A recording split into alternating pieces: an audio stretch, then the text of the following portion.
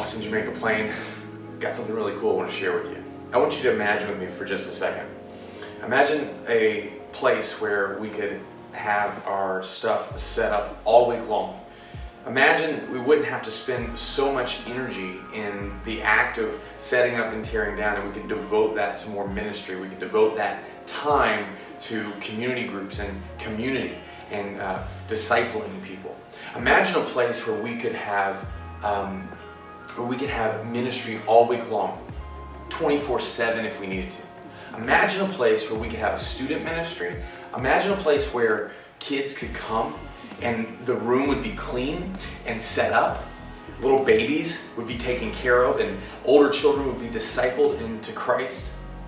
Where guests could come and feel welcome, and we could have everything that we need right there to serve and care for those guests that come and join us. Imagine a place where we could run multiple services if God would bless us with attenders. Imagine a place where we could tutor people, in a place where we could teach ESL. Imagine a place where we could be a presence in the community all the time, where 25,000 cars a day pass by, and then that's not even including bicyclists and walkers that could hear about our church and hear about what God's doing in Jamaica Plain. Imagine a facility to call our own. In the Bible, the Israelites are released out of Egypt and they wander the desert for 40 years. That wasn't originally the plan, but that's the way it ended up. Just wandered lost. But then they found a home and they thrived. What I want to see for us is this: as we bring the gospel to our neighborhood, that we can have a home base where the gospel can go out. A place where it's essentially a lighthouse to the rest of Jamaica Plain and the other neighborhoods of Boston. Because our goal is never just to be a church in Jamaica Plain, but we could be a home base for church planting all around the city. And through church planting, we have thriving churches, and through thriving churches, people thrive because they get to know and follow their Creator and Savior, Jesus Christ. And what kind of privilege is that? It's amazing just to even think about and be a part of. I can't believe that God has us where we are. A little group of about 15 people has now grown to averaging over 50 people every single month. And the hard work that you do, the setup, the tear down, the week to week, the community groups, all of that stuff, all of those things are what have brought us to this point. But we have to go on. We have to take another step. And I think this step of faith is getting us into a facility. Now, here's the deal. We found a facility. It's actually been on the market for about 3 years, and we looked at it when we first got here. It's 341 Center Street, and you probably passed by it several times. This place, as we see it, can easily hold 100 adults and kids. So 70 adults, 30 kids, and that's easily, that's not even trying. We think we could fit more like 120 adults, and then probably another 30 kids in the facility. So that brings us up to about 170 people could fit in there in one single service. And if God was to bless us and we could multiply services, we could run well over 300 in that one facility. And we're not there yet. That's dreaming to the future. That's dreaming of what God might be doing in people's lives. That 300 represents people who need to know and follow Christ. And we know there's a lot of work to be done to get there. But this could be a beautiful step in that process. So I want you to imagine and dream with me those things I said earlier. I'm going to hit you with something. And this is when things get a little hard. I want to be real with you about price and cost. Jesus tells us to count the cost when we follow him. And so we're going to count the cost just a little bit right now. So in the school that we currently meet in, we meet 4 hours every week. And that's 16 hours, about 16 hours, 20 hours some months. And for those 20 hours a month, we pay almost $4,000 every single month. That's a lot of money for 20 hours. A 24-hour facility is going to cost more, but we would have it all the time, be able to use for all kinds of things. Ministry all week long. So what it would actually look like, and we've talked to a commercial real estate agent, and he told us that He thinks we can get a good deal on it, but it's going to cost, everything included, probably about $8,000 a month. I know, sticker shock. It shocked me. Let me tell you where that $8,000 goes. Part of it goes to insurance. We'll have to insure the building.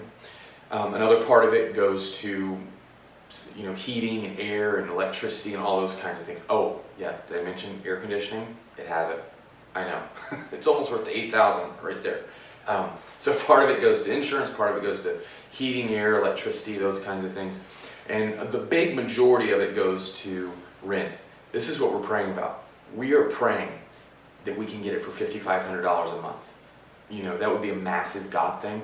Right now, he's at about $6,500, and we're trying to work out some ways that maybe we can finagle with that. But either way, the $8,000 number includes a $6,500 a month price tag on the building. So that's $6,500 in rent, that's all the utilities, that's insurance, and that's actually taxes that we have to pay. Not as a church, but that's bundled into the price of the building. It's his taxes. So that's $6,500, about $8,000 a month. Now what I think about is we're paying $4,000 for 20 hours maximum a month, more like 16 hours most months. And for $1,500 to $2,500 more, we can do ministry all week long and have a launching pad for the rest of Boston to do ministry in the rest of the city. It is centrally located, just a couple of blocks from Jackson Square. We've never been that close to a T station. There's parking across the street in the municipal lot. There's some other parking lots around that we may be able to work with the owners of those places to park on Sunday, since they don't use their parking lots. There's street parking right up front that is designated for the building. There is so many awesome things going on. Let me tell you what God's already done. About 2 weeks ago, I went down to my home turf, South Carolina, and I started just talking with pastors and friends about the possibility of supporting us and supporting this church building. And people got excited. They saw an opportunity, unprecedented opportunity, to minister in Boston, because there are no other churches that I know of that are less than 30 years old and have their own building. This would be crazy. Okay? So when I told them about it, they ended up giving us as an offering and pledging it to be completed by October 2019, so just a little over a month away, pledging almost $20,000. That's awesome. So God's already at work in this thing, and we think that he can work through you. So this is where the sticker price comes in, and this is what you need to pray about. As we have covenanted together to go on mission. Mission often calls us to hard things. And you know that I would never talk to you about this if I wasn't doing it myself. Me and my family, we also sacrifice both our time and hours like you do, but also like you do, our finances. And so I'm not asking anything of you that I don't ask of myself also. This is going to require us to kind of step it up a bit. And for some of you, I know, hard times, I get it, and it may not be feasible in a worldly sense. But my prayer is that God would bless us, and in that blessing we wouldn't hoard it, but we would be avenues for the gospel. And so I want you to pray about and think about and discuss with your family about how you can help us get into this facility. For some, it might be a one-time gift that God has blessed you with and you want to bless others with and bless his kingdom with. That might be where you are. Others of you, it may be a pledge to give X amount extra, X percentage extra every single month in order to get us in. Because we're going to have to up our game just a little bit. And I think in doing this, God is going to bless us. I think we will see the church, I honestly think this, that we will see the church grow double in the first year. That I think within 365 days, 52 weeks, we will have grown our church by 100 people, up to 100 people a week. I think we'll have 8 community groups, maybe some of them meeting in that building.